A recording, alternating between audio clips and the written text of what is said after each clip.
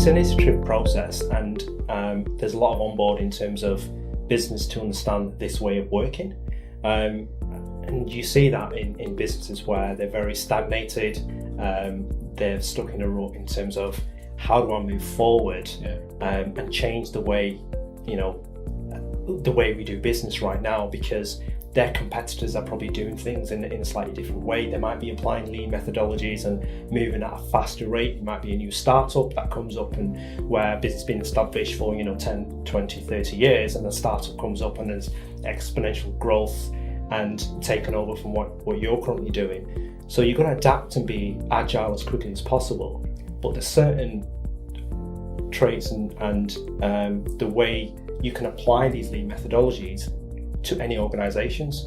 So if you're a small startup to big enterprise, regardless of that, as long as you've got a shared understanding within your organization, there's certain things you can just slightly adopt to apply these.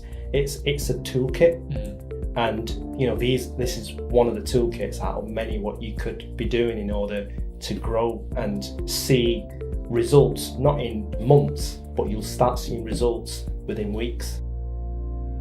Interestingly, I think a lot of organisations rolled out apps very quickly because they needed an app. And that became the basis or the foundation for them to scale from, really. And we all know that if there isn't a robust foundation for anything, then typically it's going to fall over.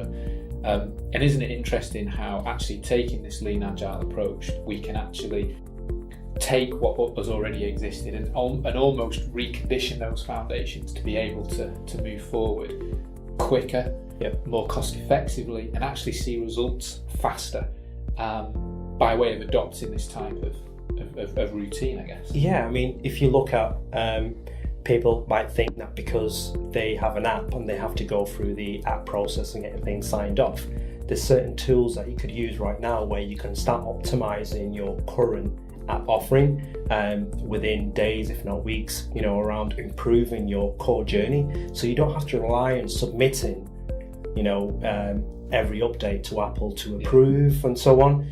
And there's certain ways where you can actually start applying the experiment and optimization within your application and start seeing results straight away, which you can then see and measure. And I think that's probably typically where we can really help organisations get some demonstrative results quickly. By helping them understand exactly what needs to be done there. I think the other thing that we should go realise is when someone uses an app, you've got to think of the holistic journey. So the holistic journey is what made them go on and download the app and use the app. So there's something that's triggered them to do that. What happens when they've left the app and they go and do whatever? So it's always good to map out the holistic journeys. And this is another way of creating journey maps, experience maps, to look at where the touch points are between the user and you as an organisation, and how they interacting with you and the products. And then you can start seeing the emotional journey in terms of how they feel through the service and through the journey.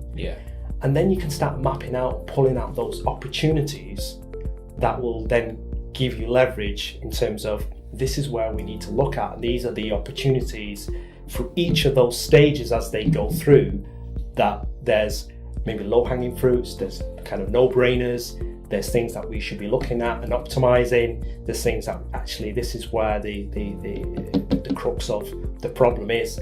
And creating journey maps that allows you to see your business and service holistically.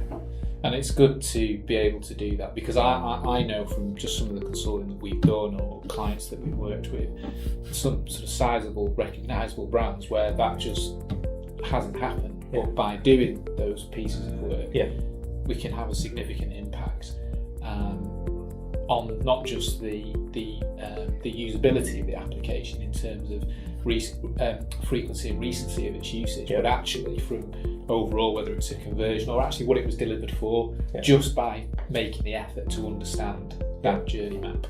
And also, user research is a key part of what you're supposed to do and embed into the product cycle and delivery. So, nothing will go into development until it's been validated and it's experimented and it's saying, right, it's been approved, we've got enough evidence to carry this forward to develop, rather than going straight into development without validating a lot of that. Yeah. So, with stakeholders and the businesses and organizations, user research is a team sport. So they should be part of the user research and be involved in going out and seeing the test and see how their customers and clients are actually using their products and services, and they can see it firsthand. And it's quite powerful to see, let's stay away from features and solutions now and really understand what are the needs of the users, how are we going to alleviate those pains and create great pieces of software and services for them.